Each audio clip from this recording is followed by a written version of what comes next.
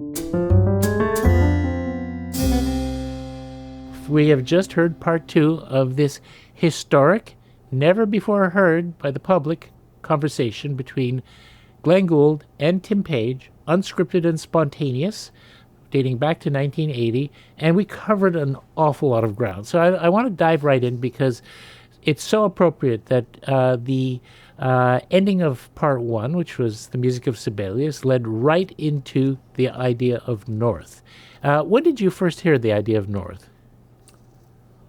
I knew of it, but I had not heard it probably, I think maybe about 1979, because it was 2 of the Solitude trilogy were issued on LP. Right. And I got them both. Glenn sent me a copy of The Latecomers, but I definitely already had the idea of North. So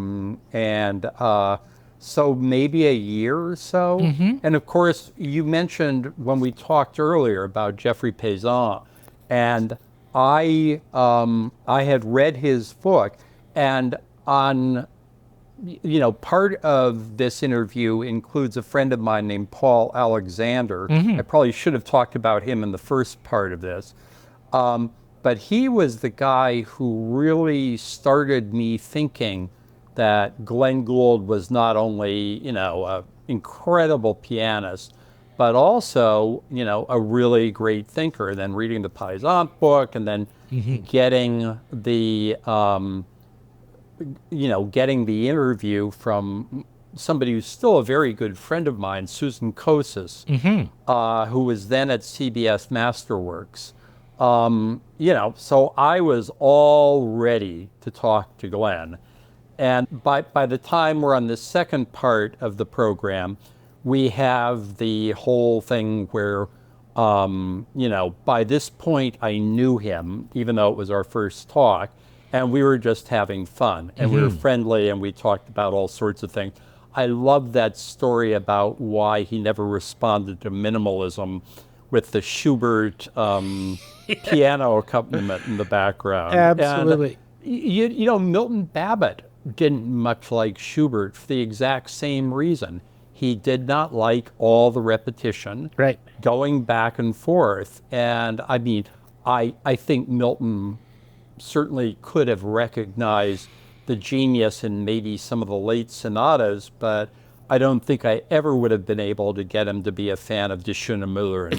No, not at all. And it's interesting because if you've heard the rather provocative piece that he did for, I think it was it WNET, the PBS station in New York, on how Mozart became a bad composer. Oh, yeah. As I recall, one of the things that he complains about bitterly about Mozart is his endless sequences. They drive me crazy, all these sequences. And I'm thinking, well, gee, I guess we should not force you to listen to any Bruckner.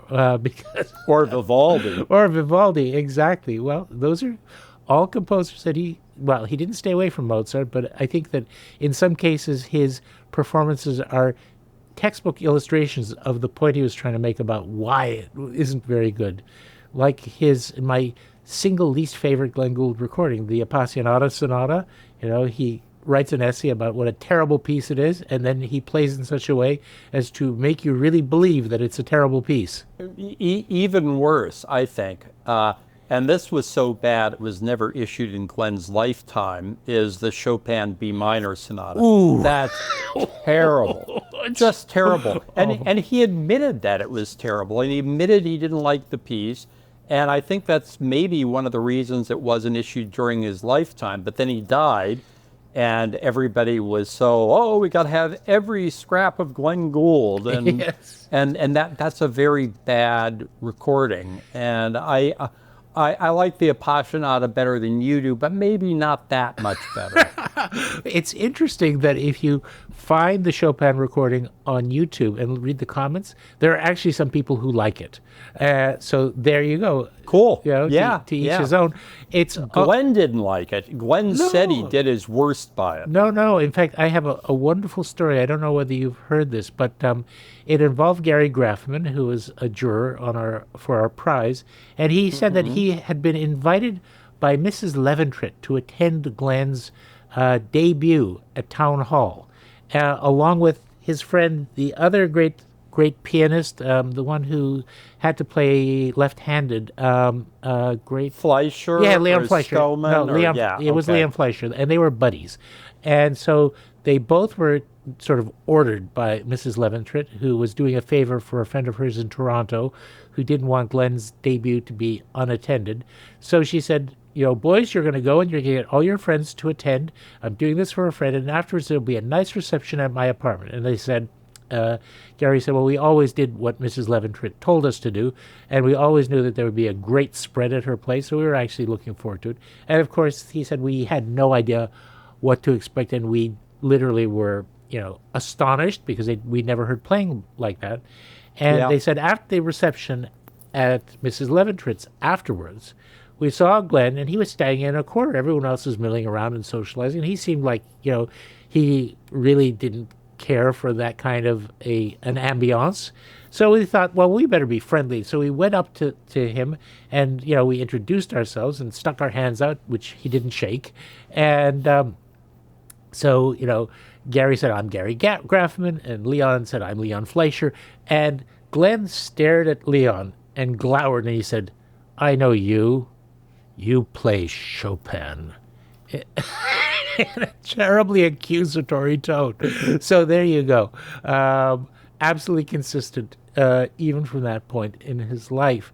The ideas behind the idea of North are very interesting. You know, I was actually surprised to hear him say that he was doing his best to make sure that people could hear every single word in the counterpoint of the different spoken voices, because I recall quite distinctly Jeffrey Peysat saying that Glenn painted a kind of an image of him as one riding in a train car in that sort of half-waking, half-sleeping moment before you fall asleep, and being aware but only dimly of your surroundings and hearing bits of the conversations of the people in the seats in front of you, bits of the conversations of the people to your other side and behind you, sort of mingling together into a kind of a seamless, almost dreamlike tapestry, and saying that was something that he was trying to achieve.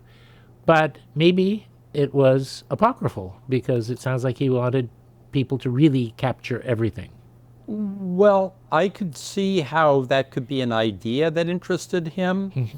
But he might, I mean, he might have been trying to do a little bit of both things. Yes. And, you know, it's very funny because what you just described reminds me of, it's a Canadian film, by the way, and I assume you either know of it or may have seen it, but called My Winnipeg. Have you seen that wonderful film? Yes. Yes. And it's all about this guy trying to leave his hometown in some places, and he's falling asleep, and he's on a train, and it's going through, and I wonder if Guy Madden had actually thought about the Gould things when he made this film, which I love. Yes. It's one of my favorite, you know, relatively recent movies. It is wonderful, and he is a unique personality and voice. So yes, I can see that connection. But onto the idea of North, because I think there's been a lot of confusion about the literalism of geographic North versus the metaphorical, philosophical North, and what the North represented, and particularly I think the state of mind that Gould valued so much in Solitude, that he associated with this metaphor. This is being a little convoluted, so I'm not expressing it well, but I think the the physical geography he was fond of, but I think the idea that it represented, which is a state of self-imposed and enthusiastically embraced isolation in which you would no longer be subject to the influences of other people's opinions. What does he say? Not caring a darn about what other people think about anything. Yeah. Yep, absolutely. And Glenn really, talks about that in that second half. He thought that people ended up sort of starting to have a philosophical bent about how they were going to live their lives. Right. He said it wasn't the idea that if you went far enough north, you would become a philosopher, but that you would start looking at the world from an elevated distance when you were up there, because, there weren't all the people in New York writing books and writing all this other stuff and publishing everything. And it was kind of like, well, who am I and what exactly do I want to do with my life? I think this is one of the reasons he liked, Petula Clark, mm-hmm. and he wrote about Petula Clark because he always listened to her when he was traveling north of Lake Ontario. And I must say, through my years with you and with the other people involved with Glenn, she was one of my very favorite people that I met, and she just threw herself into Glenn Gould after all this, and she was a joy to be with on the radio. She is such a delight. She's, I think, 90 or 91 now. Yeah. And I'm not sure how active she is right now, but she was active up until at least a couple of years ago. And, by the way, lots of love to you, Petula, because she also was a juror for us. And she also was the master of ceremonies when we presented the prize to Philip Glass, and she sang one of Philip's songs. Of course. Yes, Streets of Berlin, which she was very nervous about singing, and it meant the world to him. It really, really did. He was so moved by that. And she did. Philip loved that. Yes. Philip loved that whole time. I saw him last summer, and we had a talk, and he was remembering that, and we were talking a little bit about Glenn, and he's doing okay, but he's getting on too. Yeah, I know, we all are. This is the world. Unfortunately, that is a river that flows in only one direction, time. Yeah. So one of the things, and I think maybe I imposed this myself, but it's a temptation to kind of, bring your own ideas to something that invites a kind of a philosophical investigation. But I think it actually is appropriate, given particularly the kind of grandeur and monumentality of the ending with the finale of the Sibelius Fifth Symphony, that a kind of a Schopenhauerian idea. Schopenhauer is a thinker that influenced me a great deal in my love of art and the significance of art, and the idea that when confronted by something so vast, so grand, that it basically makes us realize and dwarfs us into insignificance, that it frees us from the ego and enables us to kind of be more in touch with universal truths. I guess what, as they say, Bible-believing Christians call being slain in the spirit, or what Schopenhauer called, losing the veil of Maya, where you realize that, we are, and our daily issues and concerns and social anxieties and all the rest are really insignificant, because this is a pretty vast universe and we're really just teeny tiny grains of sand in the continuum. Think of a German philosopher besides Schopenhauer who could have brought up Maya. It's one of the reasons I love him too. Exactly. Well, and talk about the ultimate East meets West. Absolutely. But anyway, great thinker. Yes, exactly. So it was really, really wonderful to hear his own reflections on Idea of North. And also, again, this constant theme, which occurs in so many ways in Glenn's thinking and ideas, which is to be liberated from the tyranny of other people's opinions, kind of like Sartre, hell is other people. In Glenn's case, it's the continuous social pressure of other people's ideas, of what is commonly accepted, of what everyone understands to be true, and being able to, as he called it, walk against the zeitgeist, to be a truly original thinker, to be free. Well, and the wonderful thing about this recording is that Glenn is free from himself or his own self-created image. This is the only recording I can think of, and believe me, I'd be delighted if somebody says, oh, no, you're wrong, and we get all these conversations with Glenn. But after, it's now almost 44 years since Glenn died, 42 years, excuse me, and nothing has come up that I know of which really captures the way he was when you were actually having a chat with him. Yes. And nothing was scripted, nothing was preordained, and he wasn't trying to be capital GG, capital Glenn Gould. He was just Glenn, yes, having fun, laughing, enjoying himself, and, I'm enormously grateful for the friendship that began with this talk. Absolutely. There are two other points on the Idea of North segment of the conversation that I couldn't help mentioning, because you worked in the movie Intolerance, and I know that you're a great lover of silent films, so that was quite a tell, my friend.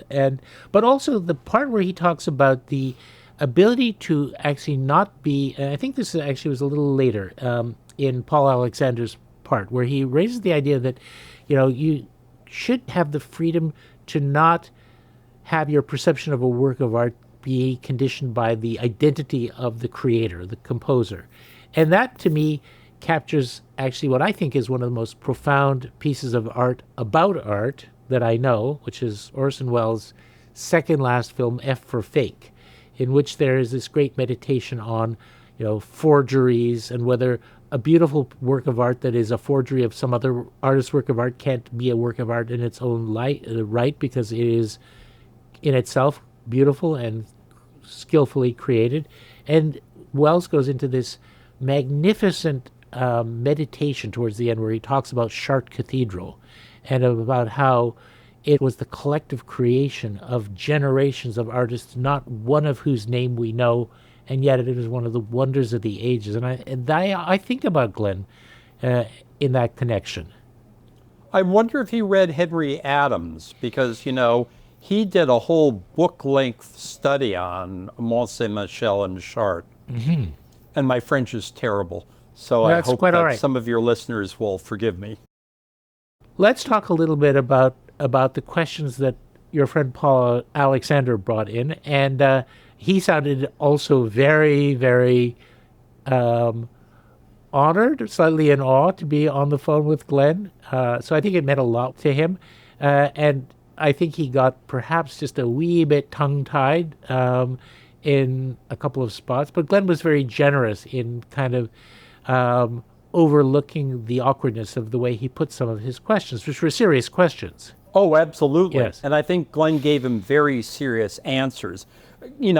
I'd been doing radio for a while, and Paul hadn't. And as soon as I found this recording, I contacted him immediately, and I said, you've got to tell me what you want in this. And I think he's aware that the last question, he goes off a little, but Glenn brings it right back. And, Paul was very young too. He went on, by the way, to be involved in a whole lot of different things, and filmmaking and sound, and I got to know him as a composer, and he was really the guy who led me to Glenn. Right. And he said, go ahead, use everything. And he led Glenn down some really interesting paths. Absolutely. And I'm very, very glad that he helped. He's still a lovely man, and we're just getting a little bit startled that we're as old as we are. Well, yes, I realize that between our two ears, it feels about the same. But when you look in the mirror, well, who is that stranger? Yeah. But anyway, I thought it was actually kind of interesting that Glenn sort of dropped his guard a little bit about a couple of things, one of which is that, decisions that were made by the record company were not always in accord with what he might ideally have liked, like that little Bach book, and also the quality of record pressings, because you and I both know, and vinyl friends, people who are rediscovering vinyl, record pressings could be quite hit and miss, and it pains me to say that in those days, Deutsche Grammophon had very good pressings, but CBS records were notoriously not such quiet surfaces. Well, they were a lot better than American Philips was. Oh, yes. That was a real catastrophe back in the day. I mean, pretty much any reissue you get in digital, and I'm sorry to my vinyl friends, but pretty much anything you get on a reissue is going to sound better than the vinyl did back then, unless it was one of those perfect pieces of vinyl such as some of the early RCA Victor stereos were, which really do. If you have $100,000 stereo, which is about 100 times what I've ever had for a stereo, right, and you put on one of those early Reiner recording and compare it to a CD, that's the only time I will ever admit that they sound better on LP. But you've got to have a fantastic stereo to do that. My friend Alan Kozin, the writer, has a fantastic stereo. We one time did what they call an A/B test of the also Sprach Zarathustra. That was the famous early Reiner recording. Yes. And on my junky little $500, $600, $700 thing, the CD sounded much, much better. On his, and he didn't have $100,000 stereo, although God knows it might be worth that now, yes, some 35, 40 years later. But you could really tell the difference on his $20,000 or whatever the stereo was worth then. Then you could really tell. Well, that's a discussion and a hot button issue that I'm not going to get into as someone who had a record label that never made an LP and never would make an LP, and for reasons that are technical and scientific, which, of course, music lovers don't like to talk about music in those terms. But anyway, the long and short is it's interesting to see that Glenn was discreet enough, diplomatic enough, not to specifically point the finger at his own record label, but it was interesting to hear him say, I only listen to my records or just about anything on an open reel tape deck. It's also interesting to hear Glenn, confess that he was in a state of some consternation about how to prepare for a film that he was going to be making. I'm assuming that was a film with Bruno Monsejean. Yes, it would have been. Yep. And that there were things that really stumped him, because that's the other thing is, and part of the conversation that I had very recently with Cornelia Foss, the idea that, his astonishing gifts meant that everything was effortless for him. And a good friend of Glenn's from the CBC, Vincent Tovell, once said to me, you have no idea how hard it was to be Glenn Gould, how hard he worked to be the person he was, to do the things he did. This was a truly absorbing quest that, he knew that he had gifts that very few other people could have, and perhaps no one else had, but to get everything out of those gifts was a monumental labor. Yeah. And I think it's one of the things that, for all the image that Glenn projected as part of his public persona of being the last Puritan, of being austere and removed from the world and hermetic and all of those things, which, by the way, is still an image that I like, because, there should be artists like that who are kind of like priests of art. That just is very poetic and very 19th century and romantic.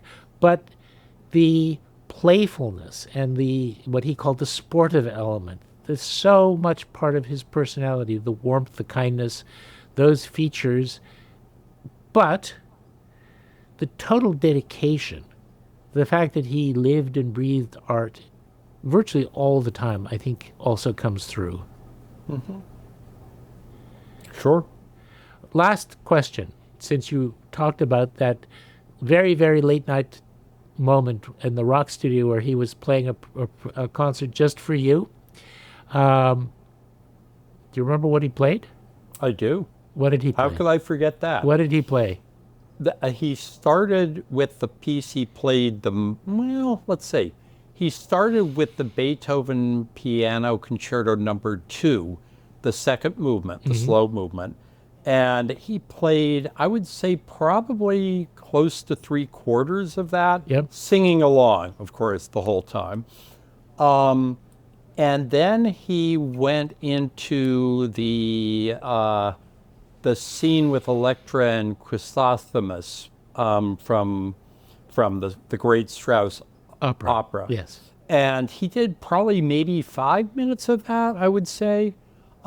He recorded most of that with Humphrey Burton on that Strauss film from the 60s, and that's a marvelous performance. And then he played, I would say, maybe about a minute of the sextet that begins Capriccio. Yes. Which he knew I loved. And then he played only a little bit of the Goldbergs. It's either 18 or 19. It's bum bum bum ba da dum. You know, it's the one that's used in Slaughterhouse 5 at one point, which is a wonderful film. Glenn was so wrong about that film, in my opinion. I think it's one of the few films from that whole era that really holds together, and probably better now than it was then. Oh, absolutely. And I should say that for Glenn's 90th, we actually collaborated on a series of screenings with the Toronto International Film Festival, and Slaughterhouse 5 was one of those films. It really holds up, and it should be seen on a big screen. Yes. But so he started to play that one variation. He got about 15 seconds in, and he said, "I can't play Baroque music without my chair," and the concert was over. That's great. But also, it's so astonishing. I mean, this is one of the things that, you know, some people think it was a party piece or just how he envisioned music, that he could do these spontaneous transcriptions of scenes from opera in which he would be, you know, somehow capturing the orchestral part, the key vocal parts, some of it filling in with his own rather limited vocalizations. And how did he do that? Well, here's one possible answer. I grew up, and I think a lot of people, I'm younger than Glenn by 22 years, but a lot of people from our generation grew up on those old Schirmer piano scores of all the operas. Right. And some of them were easy to play through. I remember when I could play certainly all of Act 1 and all of Act 4 of La Bohème, for instance, which I don't think Glenn would be playing, but when I tried to do Wagner, man, playing those Wagner things was really, really tough. Right. And when that happened, you know, I mean, Glenn learned how to play whole orchestral scores. And of course, he also played at least the Beethoven Fifth and the Sixth Symphony himself. I don't know if he learned them all, but he learned how to treat the piano as sort of as a miniature orchestra, and he got very, very good at it. Yes. But I imagine these pieces might have really kind of put that into his head and into his fingers and into his consciousness. I rather suspect that there wasn't a Schirmer piano score of Capriccio, though, for him, that he did that himself. Perhaps not then, but there certainly was later. And certainly before I had this conversation with Glenn, because I tried to play that damned sextet at the piano when I was going to music school, and it was impossible. And Strauss is even harder than Wagner. Right. I mean, it's really complicated music. Yes. And he may well have transcribed that himself. But it does exist, and it did exist then. So he may have done his own, but it already existed because I had tried and failed. I stand corrected. Well, one thing I'll share with you, an anecdote that was given to me by William Littler, the long-standing music critic for the Toronto Star, who at one point was actually Glenn's downstairs neighbor at his apartment on St. Clair Avenue West. He subsequently moved to his own house. And he Say hi to Bill. I like him a lot. Bill is a wonderful guy, also a good friend of the foundation. And he said he got a call one day when he no longer lived on St. Clair, saying from Glenn saying, do you have a copy of the Grieg Piano Concerto? I'm thinking of performing it or recording it. And Bill, who is actually a very accomplished amateur pianist, I think he actually, I'm sure. I think he may actually have competed. Bill, correct me if I'm wrong, in the Van Cliburn amateur competition. Oh, wow. I might be totally fabricating that in my imagination, but anyway. I know Mike Kimmelman from the Times did. So Glenn came over, and Bill had a copy of the full score. And Glenn said, okay, I've never seen it before, but, he was a member of our family, which is actually not true. But Glenn liked to imagine that his cousin Jesse Grieg, that they were the same family. And he sat down and played it from start to finish from the score. And then he closed the score and played it entirely by memory with parts of the orchestral part as well, filled in with whatever digits were free.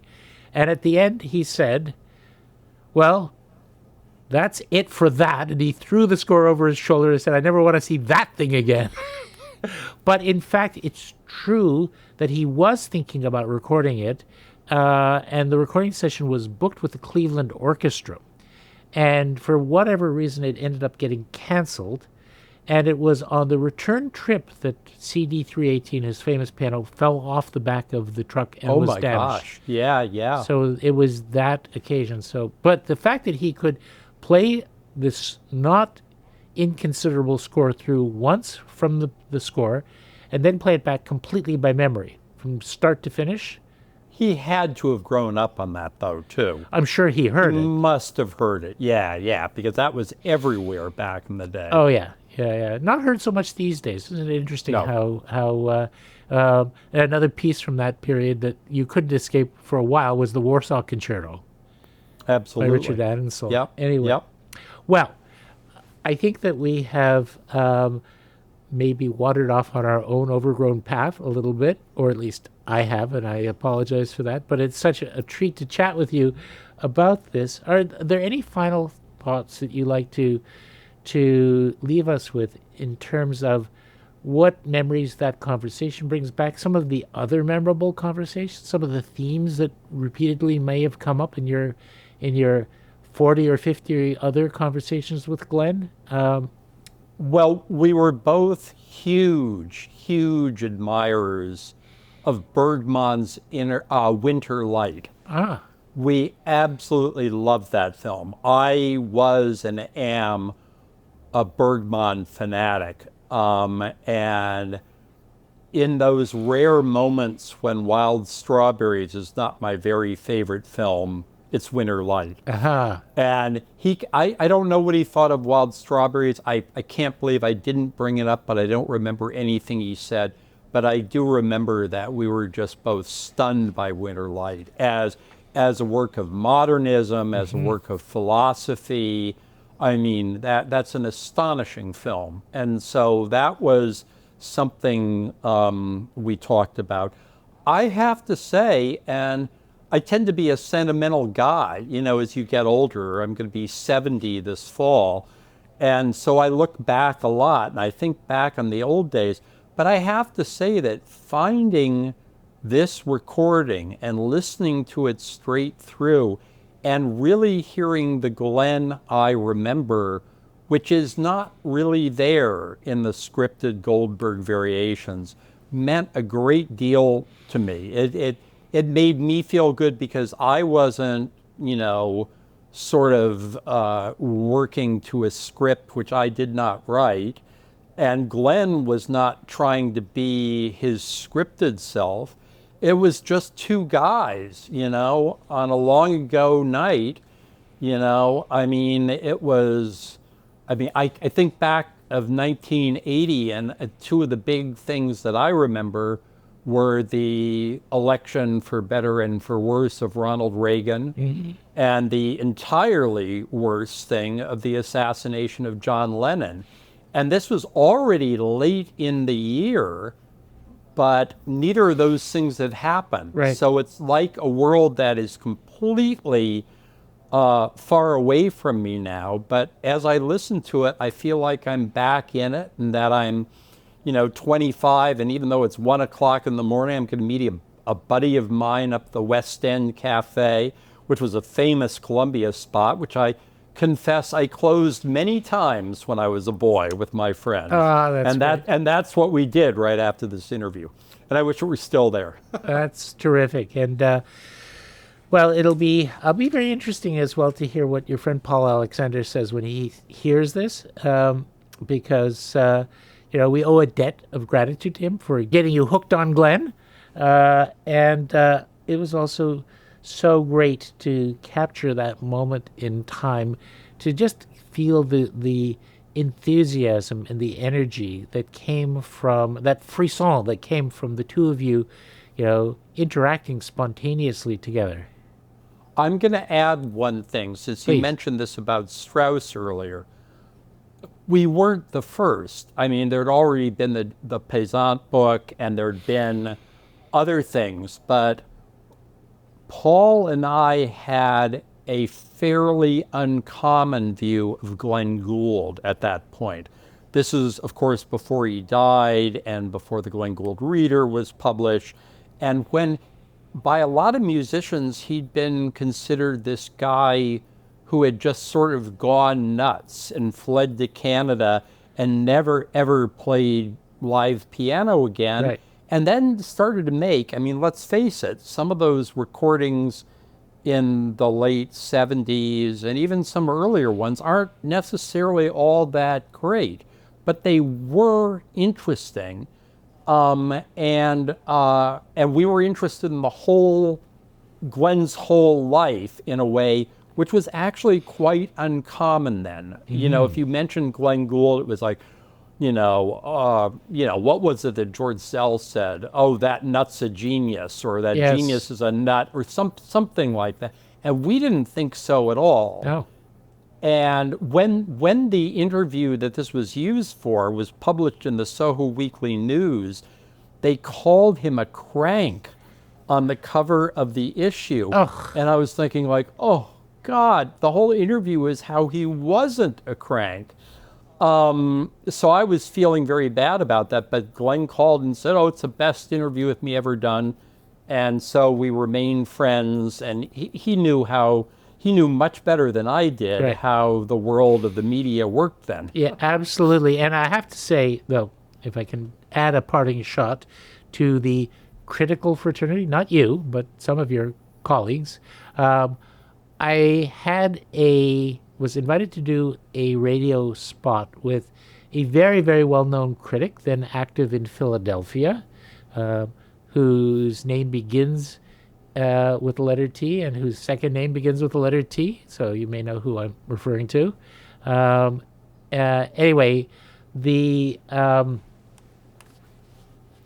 sure I'm just spacing no, out, no, but I don't remember. in the 60s, when they wanted to radicalize students, they would have teach-ins, but he's the opposite. Oh, Terry Teachout. Yes. He was a dear friend of mine, but he was never in Philadelphia. He lived in my neighborhood. So that's why I was confused. I thought he wrote for the Inquirer. So that may be my okay, I forgive my misremembering. But anyway, he was talking about, essentially what a nut Glenn Gould was, and how totally inexcusable his performances were, and how it was a blasphemy against the literature to do things so differently and to disregard the